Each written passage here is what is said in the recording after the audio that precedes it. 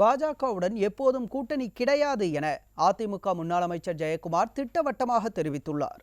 சென்னை ராயபுரத்தில் வடசென்னை தெற்கு கிழக்கு மாவட்ட ராயபுரம் கிழக்கு கழகம் சார்பில் கழக அமைப்பு செயலாளர் ராயபுரம் மனோ ஏற்பாட்டில் புரட்சித் தலைவர் பிறந்த நாளை முன்னிட்டு ஆட்டோ ஓட்டுநர்களுக்கு நலத்திட்ட உதவிகள் வழங்கும் நிகழ்ச்சி நடைபெற்றது.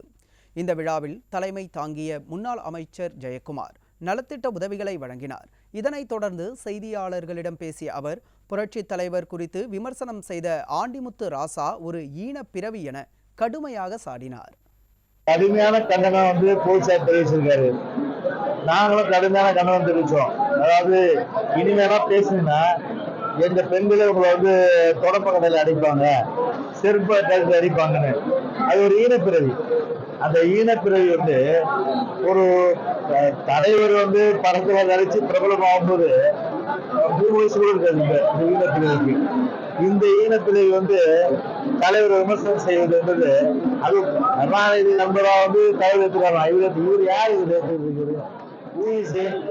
அதனால அந்த ஈனப்பிறவி எப்படி நாங்க பதிலடி கொடுப்போமோ இதோட நிறுத்தினா நல்லது.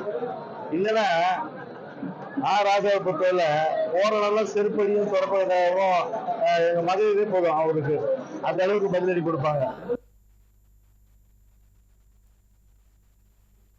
தொடர்ந்து பேசிய அவர், பாஜகவுடன் எப்போதும் கூட்டணி கிடையாது எனவும் இந்த முடிவில் அதிமுக உறுதியாக இருக்கிறது எனவும் திட்டவட்டமாக தெரிவித்தார்.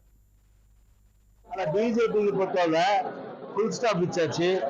அதனால பிஜேபி என்ற கூட்டணி என்ற பேச்சுக்கு இப்போதும் இல்லை, எப்போதும் இல்லை.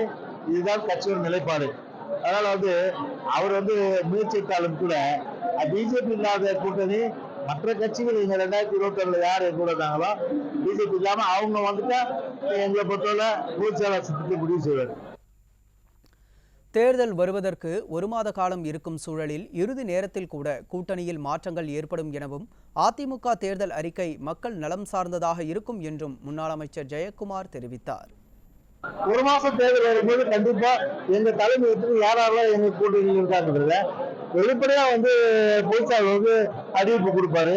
அப்ப தெரிஞ்சுங்க, அதே வெயிட் பண்ணுங்க. எங்க தேர்தல் அறிக்கை குழுவை பொறுத்தவரை தலைமை கழக எம்ஜிஆர் மாளிகையில் இப்ப சொல்லிட்டு வந்தோம், மக்கள் நலன் சார்ந்து, தமிழ்நாட்டு நலன் சார்ந்து, திராவிட முன்னேற்ற கழக 17 வருட மத்தியில இருந்து கூட்டாட்சியில அவங்களால உரிமையெல்லாம் விட்டு கொடுப்பதில்ல, உரிமை மீட்கின்ற வகையிலும் தேர்தல் அறிக்கை